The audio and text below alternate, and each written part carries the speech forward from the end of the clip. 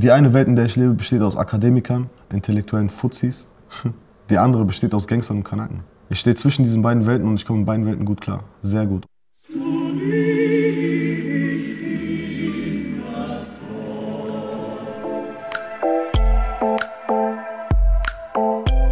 Mein Name ist Enemy, ich komme aus Hannover und ich bin Rapper und studiere Medizin. Meine Eltern sind beide syrische Kurden. Mein Vater ist im Jahr 91 nach Deutschland gekommen, hat da meine Mutter nachgeholt. Und ich und meine 4 Geschwister, wir sind alle in Deutschland geboren. Mein Vater war politischer Flüchtling, er war in Syrien hochrangiger Kommunist in der syrischen kommunistischen Partei und musste fliehen und hat sich dann entschieden, nach Deutschland zu kommen. Mein Vater ist mit 9 Jahren in die Stadt gezogen, alleine, weil die schulische Bildung verboten wurde von seinen Eltern. Damals war es üblich, okay, du bist auf dem Land, du hast deine Kinder gehen auf dem Feld arbeiten. Schule waren einfach nur unnötige Geldausgaben. Es war ein sehr, sehr einfaches Leben. Und da war es natürlich ein sehr, sehr krasser Tabubruch, dass er gesagt hat, ich gehe jetzt Bücher lesen, anstatt Geld zu verdienen für die Familie, mit einfacher Arbeit. In der Stadt aber war es das Paradies auf jeden Fall. Das Bildungsparadies für ihn. Sein persönliches Ziel konnte er nicht erreichen. Er hat Jura studiert, konnte leider nicht weiter studieren, als er in Deutschland angekommen ist.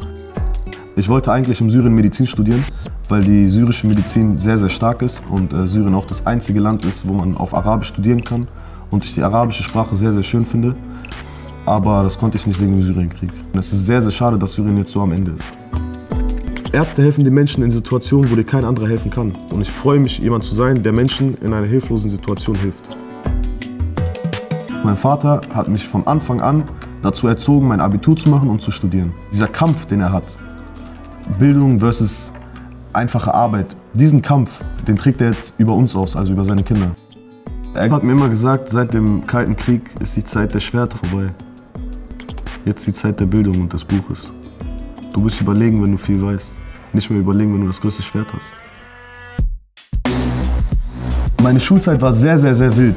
Ich war genauso, wie es sich alle vorstellen.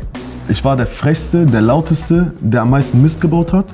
Aber ich war gleichzeitig auch der größte Streber, den es gab. Das heißt, ich war in jeder Klasse, in der ich war, der Beste, der Klassenbeste. Und deswegen haben mich die Lehrer auch extrem gehasst. Deswegen auch der Name Enemy. Enemy kommt eigentlich aus meiner Schulzeit. Und meine Freunde und ich waren halt die, die immer gehasst wurden. Aber ich war unter meinen Freunden immer der den Lehrern widersprochen hat, auf einer sachlichen Ebene. Es gab einen Vorfall an meiner Schule. Ein ziemlich guter Freund von mir ist durch sein Abitur durchgefallen und musste in die Nachprüfung gehen. Hat nur 10 Punkte gebraucht und er ist mit den Lösungen des Abiturs und mit einer Kamera und einem Kopfhörer reingegangen, hat dann die Lösung vorgetragen und hat anstatt verdienten 14, 15 Punkten weniger als 5 Punkte bekommen. Als die Abi-Reden gehalten wurden, bin ich einfach auf die Bühne gestürmt. Ich habe mir das Mikrofon geschnappt und einfach eine Rede durchgehalten. Ich habe die Lehrer angesprochen, auf der Bühne. Hören Sie mal zu.